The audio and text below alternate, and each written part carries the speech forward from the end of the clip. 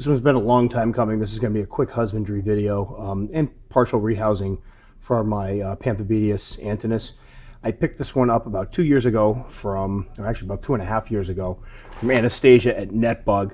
At that time, it was a kind of a light brown 3.5 inch female. It's now pushing about 7 inches or so. This is a really great eating species, fast growing species. This was my first Pamphobeteus. I now have the Pamphobeteus species Durans, and I'm looking into getting some more. Really like these big feisty tropical species. Anyway, somebody had asked me to do a husbandry video on these a while ago, and I said, yeah, sure, as soon as I catch her out, I'll do one. Well, I haven't caught her out in literally about 6 months. The only reason she's out right now is because, as I was talking about earlier, I had a mold infestation in a few of my enclosures that I used a certain bag of topsoil in. This, unfortunately, was one of them. I took her out today to do some spot cleaning, and what I realized when I opened up the top and started digging is that it was in bad shape. I actually had a large piece of cork bark in here that was decomposing as well, and that was molding, so that all came out. I completely cleaned out the enclosure. As you can see now, she's about 7 inches, and this is one of these Ziploc. They're actually supposed to be airtight. You can see the gasket around the side of it, airtight canisters. I really like these for my larger species. I use a bigger version for my Sturmy male, excuse me. My neighbors are out making a ruckus in the background. And that one works great, so I use this one for my antinous. It's worked great so far. I did add some more ventilation to it. It's one of the things when you get mold, I know a lot of people talk about ventilation, and that is kind of key. In this case, I thought I had enough ventilation, but the mold blew up pretty quickly, so I added some more. I found that it's better to err on the side of caution with the ventilation. You can always add more water if you need to, if it evaporates, but you want to make sure you have really good airflow there.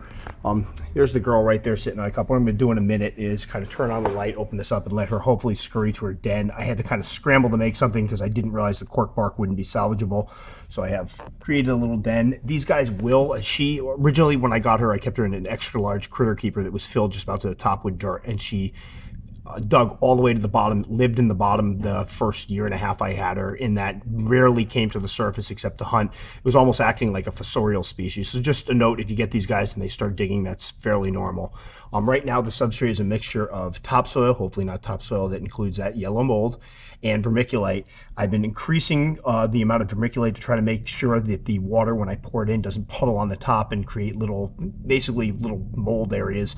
With the vermiculite mixed in, if you mix enough of it, you can pour water in, make it rain with using the, there's my bottle right there, and it'll soak down to the bottom, which is ideal. So you can let the top kind of dry out with the bottom level stay moist. That allows the water to slowly evaporate and keep the humidity up inside the enclosure, and keeps the top of it from getting mold. I'm going to go ahead and open this one up. These things have been voracious eaters. This one eats 2 large dubia roaches a week.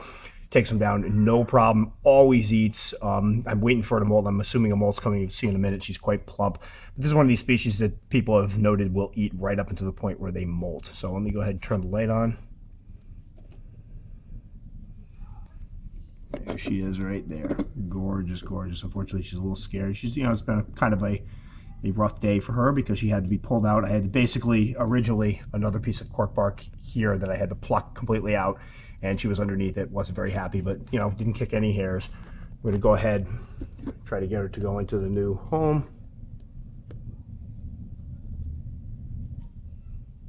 Yeah, she doesn't want to move. Again, as anybody that's watched my videos knows, I really don't want to give these guys a hard time if I can avoid it. If she just wants to sit there and we'll go in on her own, what I'll do is put the top on, put her back on the shelf, and let her basically mosey out on her own rather than poke and prod her. Again, this one's molted twice in my care. She eats like a pig.